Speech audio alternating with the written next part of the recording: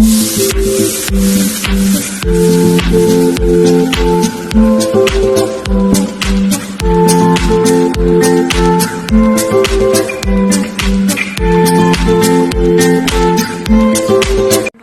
you all in my class. Today we will discuss on about what is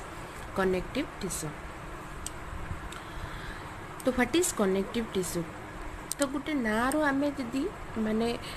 जानवा को चाहबा connective tissue ता माने कोनोसी गोटे टिश्यू हेतिबो बा ग्रुप ऑफ सेल हेतिबे तो group of cell is known as a tissue तो सेही ग्रुप ऑफ सेल्स माने जदि किछि जिंस को कनेक्शन करथिबे कनेक्शन माने कहा सहित किछि जिंस माने कोन बॉडी रो जे कोनोसी गोटे पार्ट को ऑर्गन टू ऑर्गन को कनेक्शन करबा किबा ऑर्गन रो डिफरेंट पार्ट को कनेक्शन करथिबा ता माने किछि गोटे कनेक्टिव भाबरे जो माने काम करथिबे जो सेल्स माने हम बॉडी भितर रहले तो से ग्रुप ऑफ सेल्स को नेकरी हमें कौन कहबा ना कनेक्टिव टिश्यू बोली कहबा तो देखिबा तार कैरेक्टर कौन सब रहइबो ना it is the binding and supporting tissue bind कला त माने गोटे ऑर्गन को आउटे ऑर्गन सहित कनेक्शन करिवार हेल्प करथिबो बा किछि बाइंड करिवार हेल्प करथिबो तापर सपोर्टिंग टिश्यू त माने ये किछि सेल को बा टिश्यू को सपोर्ट जोगौथिबो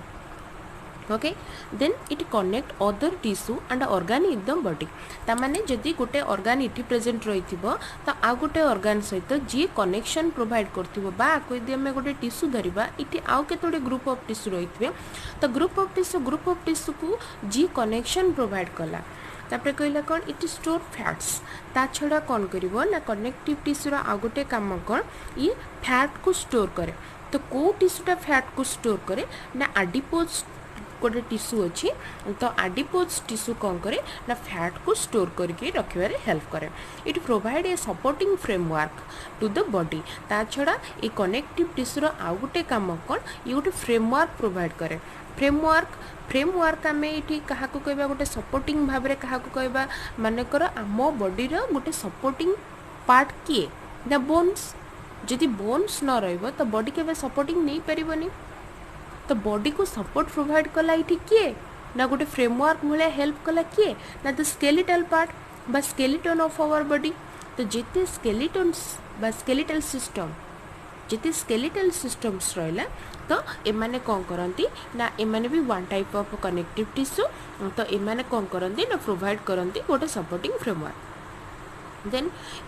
गोटे मेन फंक्शन होची कनेक्टिव टिश्यू कौन ना it also protect the body against the germ and toxin तो यार आ गोटे काम कौन ना आम बॉडी को एनी जर्म्स हो बा टॉक्सिन हो टॉक्सिक एनी केमिकल सब्सटेंसेस बा जो गुड़ाक आम बॉडी पे अननेसेसरी बा विषाक्त बोली आम जोटा कहीपर एमाने कौन करती आम बॉडी को प्रोटेक्शन प्रोवाइड करते तो मो कनेक्टिव टिश्यू एग्जांपल्स एथि देइथिली काहेकि ना आम टुडे आम कौन पढ़ा को जीवा ना ब्लड चैप्टरटा पढ़ा तो व्हाट इज ब्लड ना ब्लडटा कौन रहिबो ना blood is otherwise known as a fluid connective tissue तो सेति लागि मु कहितली what is connective tissue okay ब्लडटा ताहले कौन रहिला ना गोटे one type of fluid connective tissue बोली कहि परिबा तो जदि हमें ट्रूली देखिबा तो what is a fluid connective tissue ना जदि ब्लड एंड लिम्फ टुगेदर माने together constitute a true connective tissue बोली हमें कहि परिबा ओके नेक्स्ट देखिबा तो लिम्फ कौन ना ब्लड जहाँ लिम्फ से तो ए डिफरेंस रहिबो कौन ना ब्लडटा रेड इन कलर रहिबो लिम्फटा टिके व्हाइट इन कलर प्रेजेंट रहिबो आ ब्लड फ्लो करिवो ब्लड वेसल्स रे लिम्फ फ्लो करिवो लिम्फ वेसल्स रे okay next they have a fluid matrix called plasma ता माने ब्लड रो गोटे फ्लूइड पार्ट रोची जोटा कि तार मैट्रिक्स माने मेन ग्राउंड सब्सटेंसेस ताकू कौन कहबा ना प्लाज्मा बोली कहि परिबा it is red in colour ये प्लाज्माटा रेड इन कलर रही है and circulates in our body तामाने ये प्लाज्मा गुड़ाक रेड कलर रही था आ बॉडीज रे सर्कुलेट करती आमर ब्लडटा कौन करे ना फ्लूइडटा कौन करे ना सब आड़ को जापर सर्कुलेट कर throughout the body so it circulate in our body it is slightly alkaline in nature साधारणतः आम ब्लडटा टिके अल्कालाइन आसे ओके अल्कालाइन टेस्टा तार कौन आसो टी अल्कालाइन आसो पीएचटा साधारण केते रही है ना 7.3 टू 7.5 रही है। नेक्स्ट देखा it is heavier than water साधारण ब्लडटा टी हेवियर रहे वाटर ठारो सो जदि गोटे पानी भितर आम ब्लडटा को पकईदे तो ये कौन करे ना तले बस जाए। It constitute 7% of the total body weight of a man तामाने गोटे लोकर गोटे हेल्दी पर्सन आम देखा तार हेल्दी पर्सन जी वेट आसीथिबो तो वेट रो 7% एकाटिया कि नब ना ता बॉडी रे थिबा ब्लड ही नहीं ओके। नेक्स्ट देखा its volume in the adult तो साधारण its volume is about its volume is about 6 to 7 litre in an adult human body तो साधारणतः गोटे एडल्ट ह्यूमन को आम देखा तो गोटे सुस्थ सबल गोटे लोक को आम जदि मार्क करवा बॉडी भितर देखा तो 6 रु प्राय 7 लीटर ब्लड आम पाइपर। Next blood consist of 2 part blood रो 2टा पार्ट रही कौन कौन ना गोटे लिक्विड पार्ट रही एंड गोटे सॉलिड पार्ट रही जी लिक्विड पार्ट होता ना हो प्लाज्मा एंड जी सॉलिड पार्ट होता ना हूँ ब्लड सेल्स तो 2टा पार्ट किए ना गोटे लिक्विड देन रहा solid liquid is otherwise known as plasma and solid part is known as blood cells तो लिक्विड पार्टा को प्लाज्मा बोली कहती मुझे से कथा कहती a fluid known as plasma ये ए फ्लूइडटा कौट रही ना one type of ground substances that present in the blood okay. ताहले देख आउ टिके कन्फ्यूजन क्लियर करने प्लाज्मा ताले आउ मान प्लाज्मा विषय आउ किसी जानापी नेक्स्ट देखा व्हाट इज प्लाज्मा प्लाज्माटा साधारणतः टिके स्ट्रॉ येलो कलर आसीज गोटे वन टाइप ऑफ फ्लूइड आसो it forms about 60% of the total volume of the blood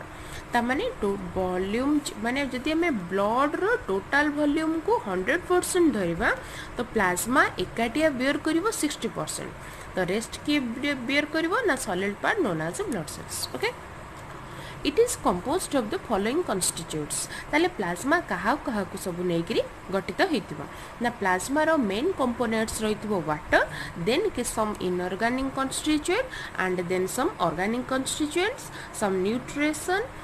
nutrients some waste product some hormones enzymes and gases ये समस्त को नहीं गले किए गठित हम ना प्लाज्मा ताले प्लाज्मा क्या को नहीं गठित होला ना water organic constituent inorganic constituent nutrients some waste product hormone enzymes and some gases okay तो ये सब को हमें डिस्क्राइब करवा तो फर्स्ट स्टार्ट करवा वाटर तो जदि आम टोटाल प्लाज्मा को देखा प्लाज्मा को आम 100% धरिबा तो प्लाज्मा रो 100% रु 90 रु 92% ऑफ कौन रहिबो ना ओनली आम वाटर ही देखा पाइबा। नेक्स्ट देखा कौन ना इनऑर्गेनिक कॉन्स्टिट्यूएंट तो तार इनऑर्गेनिक कॉन्स्टिट्यूएंट केते सब रही जदि आम 90 रु 92% ऑफ वाटरटा को नहीं गले तो रेस्ट किए सब रही ना ऑर्गेनिक इनऑर्गेनिक नेक्स्ट रहा कौन न्यूट्रिएंट्स हार्मोन्स एम सब किसी परसेंट को बियर करेंगे तो देखा ऑर्गेनिक कॉन्स्टिट्यूएंट केते परसेंट रहिबो ना it is about 0.9% okay. It include ये कहा को लेकिन गठित होइतिबो इनऑर्गेनिक ना chlorides bicarbonates phosphate magnesium iron calcium आम जहाँ सब जानी गोटे गोटे ब्लड रो मान सब होचंती कौन ना components chlorides and carbonates of sodiums are the most abundant तो sodium chloride and carbonate of sodiums are most abundant। Next देखा ऑर्गेनिक कॉन्स्टिट्यूएंट तो ये जब रहा 0.9% रेस्ट रहा 8.1% क्या बियर कर ना ऑर्गेनिक कॉन्स्टिट्यूएंट ये ऑर्गेनिक कॉन्स्टिट्यूएंट्स अंडर आम क्या देखा ना प्लाज्मा प्रोटीन और सेरम प्रोटीन तो फास्ट देखिए प्लाज्मा प्रोटीन और सेरम प्रोटीन क्या कहुए ना यहाँ आम गोटे प्रोटीन लगुच माने वन टाइप ऑफ प्रोटीन को बुझे this plasma protein include serum globulin serum albumin fibrinogen and prothrombin तामाने प्लाज्मा प्रोटीन बा सेरम प्रोटीनटा क्या नहीं गठित होइतिबो ना serum globulin serum albumin fibrinogen and prothrombin okay. तो देखिबा एटा कौन सेरम ग्लोबुलिन टा कौन ना it helps in osmoregulation. What is osmoregulation? Now maintaining the water balance constant in our body is known as osmoregulation. गोटे एनिमल जेकोसी गोटे animal रि बॉडी भितर वाटर रो बैलेंस को से कन्स्टांट करि पारुथिबो माने कन्स्टांट करि पारुथिबो प्रोसेसटा को आमे osmoregulation बोली कहि परिबा. Next transport of protein serum globulin आउ कोन करे ना प्रोटीन को ट्रांसपोर्ट करे from one part to another part of our body and forms an essential part called immunoglobulin. ता छड़ा आ गोटे काम कौन मेन फंक्शन कौन सेरम ग्लोबुलिन ना बॉडी रे इम्यून सिस्टम को सृष्टि करबा. इम्यून सिस्टम आम बॉडी रे जे प्रतिरक्षा बाहिनी रहिले तो सेमान को सृष्टि करिबारे ये कौन करे ना हेल्प करे कि सेरम ग्लोबुलिन. सो इट कौन कह गला ना essential part called immunoglobulin. Next देखिबा सेरम एल्बुमिन रो काम कौन ना it is the major part of the total plasma protein and responsible for the osmotic pressure of the blood. ता छड़ा यार गोटे मेन सेरम एल्बुमिन रो मेन फंक्शन कौन हला ना ब्लड रे ऑस्मोटिक प्रेशर ब्लड रो प्रेशर टा को मेंटेन रखिबा माने ब्लड रे वाटर रो प्रेशर टा वाटर और ब्लड रो कॉम्बिनेशन को भली भाबे रे रहइबो वाटर रो प्रेशर ब्लड रो प्रेशर टा को भली रहइबो सेटा को के मेंटेन करबो ना सेरम एल्बुमिन करबो. नेक्स्ट देखिबा दुई जण किए रही गले ना फिब्रिनोजेन एंड प्रोथ्रोम्बिन प्रेजेंट रहले. तो ये दुई जण काम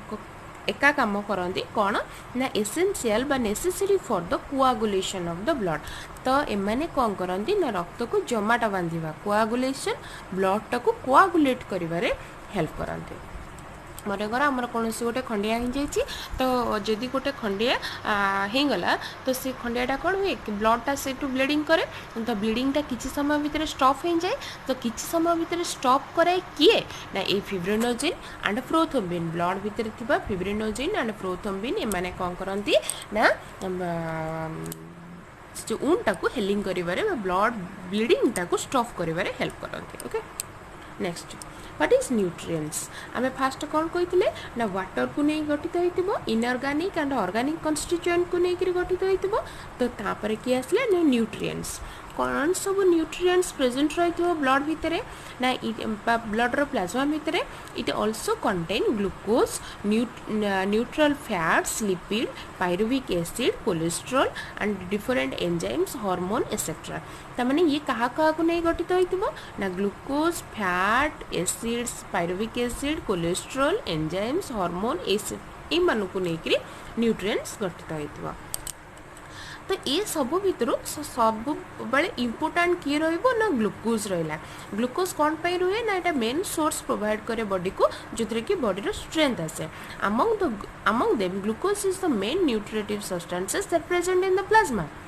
नॉर्मली ग्लूकोज रो लेवल आम बॉडी भितर केते रहिबा कथा ना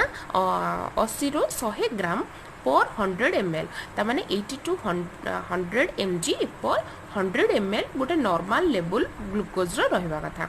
जदि ए लेवलटा एक्सेड कर जाए कोनोसी कारण रो जदि बॉडी रे ग्लूकोज लेवलटा बढ़ी गला बढ़िबो केतेबेले ना जदि हमें कार्बोहाइड्रेट जातीय खाद्यटा अधिक परिमाण रे नैथिबा बा कोनोसी कारण रो म्यूटेशन हेंगे हम बॉडी रे कोन हला ना ग्लूकोज रो लेवलटा ठीक से रहिलानी बा एक्सेड करिगला. तो कौन है ना माने जदि एक्सेड कर ताहले देखा जिवो बा एक्सेड करी जदि 180 mg पर 100 ml रे देखा जिवो ताहले the glucose start appearing in the urine. Glucose आ स्टोर हे परिवनी तो एक्सेस ग्लूकोज टा स्टोर न हेंग्री कौन हुए ना हम यूरिन बाट देकरी पास आउट करे. जदि यूरिन रे ग्लूकोज अपियर कला the condition is called glucosuria. Okay से भली कोलेस्ट्रॉल कथा देखिबा तो कोलेस्ट्रॉल होचे second most part in nutrients. तो कोलेस्ट्रॉल कौन कह गला ना in the human blood normally range केते तार रहिबो ना 150 रु 180 mg पर 100 ml ऑफ प्लाज्मा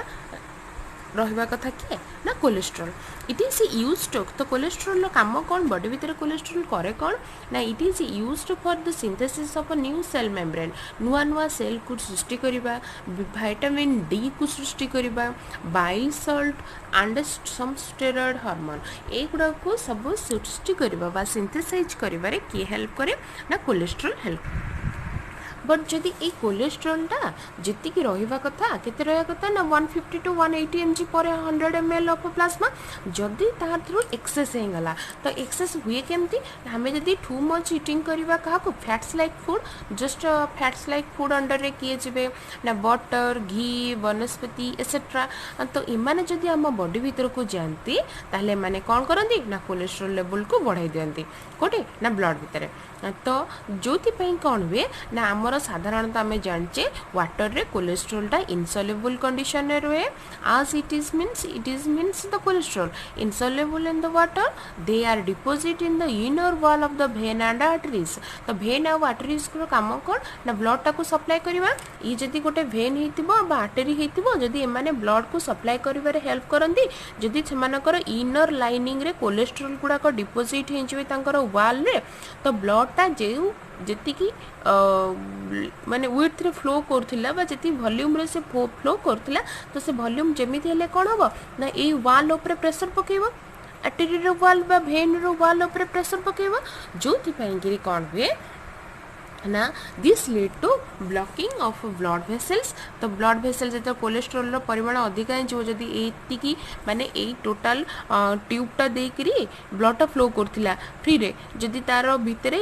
गुड़ाक सब डिपोजिट हो कि कोलेस्ट्रोल गुड़ाक डिपोजिट हो ओबियसली ता वॉल्यूम और ता फ्लो ऊपर प्रेशर आसबो ता प्रेशरटा को से कहा ऊपर छाड़िबो ना आर्टरी रो वॉल बा वेन रो वॉल ऊपर छाड़िबो जेतेबेले आर्टरी और वेन रो वॉल ऊपर एक्सेस प्रेशर हिंजिबो तो से कोन करिवो आइदर फटेदब वाल प्रेशर वालटा को फटेदब बा कौन सी कारण जब ब्लकेज होगी रही तो से कहला कौन है जब ब्लकेज होगला ताले से माने हार्ट को ठीक से ब्लड सप्लाई करें कजिंग हार्ट ट्रबल्स तो हार्टा जब ब्लड ठीक से न पाइब कौन हम ना ट्रबल्स देखा राइज इन बीपी आ समटाइम ये कौन करे ना आर्टरीटा को भेनटा को फटे दिए okay the rest we will discuss in our next class.